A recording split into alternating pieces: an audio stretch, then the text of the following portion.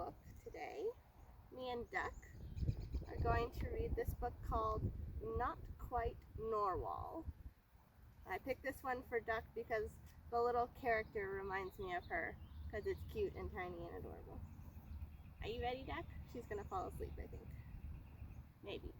Books might be interesting. Okay, so Not Quite Narwhal by Jessie and Sima.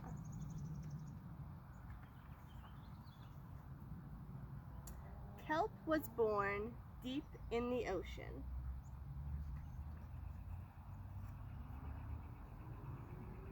He knew early on that he was different from other narwhals. His tusk wasn't as long as everyone else's. He had different tastes in food.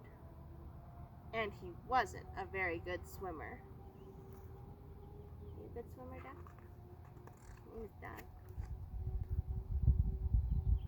But his friends didn't seem to mind, so Kelp decided he wouldn't either.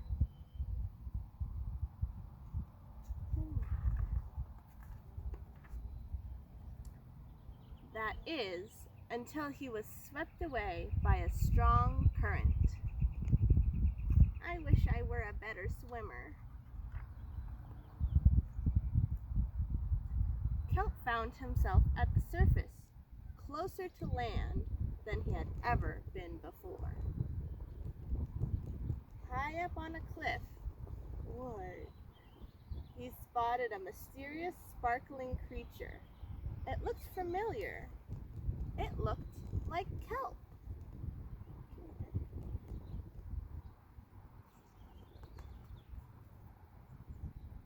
Kelp swam toward land as fast as he could, which wasn't very fast at all, hoping that he could catch up with the creature that looked just like him.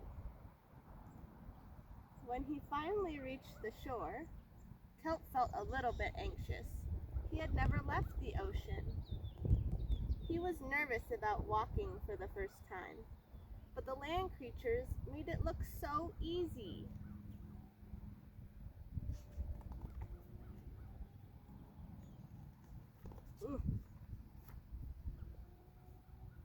It wasn't. He tried to walk like a crab and he fell over. He tried to hop like a frog and he fell over. Eventually he got the hang of it. Everything on land was strange and beautiful, but also kind of scary. Kelp began to think he might never find the creature that looked just like him. But as he stumbled out of the forest,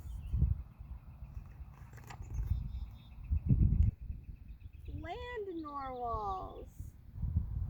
Actually, we're unicorns, and by the looks of it, so are you.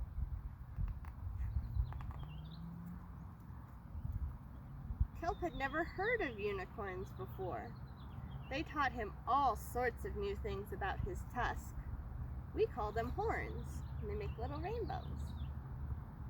They introduced him to unicorn delicacies, and they showed him how to gallop.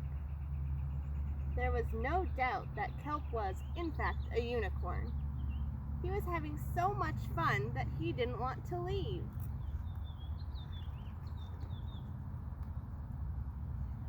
But then he remembered all of his friends under the sea. Kelp missed them terribly, so he said goodbye to the unicorns and returned to the ocean. Come back soon. Almost done. Kelp swam towards home as fast as he could, which wasn't very fast at all, hoping that the narwhals would still like him now that he was a unicorn. When he finally arrived, Kelp had butterflies in his stomach. But they said, "Welcome home, Kelp."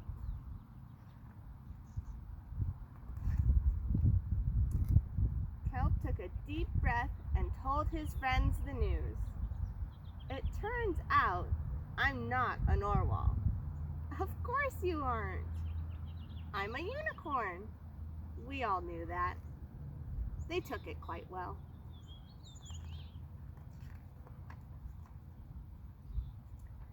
Kelp was happy to be home, but now that he'd experienced life on land with the unicorns, he couldn't seem to forget them. Did he want to be a land narwhal with the unicorns, or a sea unicorn with the narwhals? Kelp couldn't decide.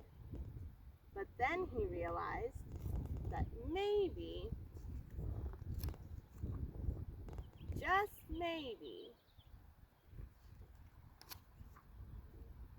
he didn't have to choose. Look, Duck, they're having a party. The unicorns and narwhals. Alright, that's the end. Good job, Duck. Did you like that? Yeah, that's a good book. Gonna eat it? Yeah. Alright. Thanks for watching.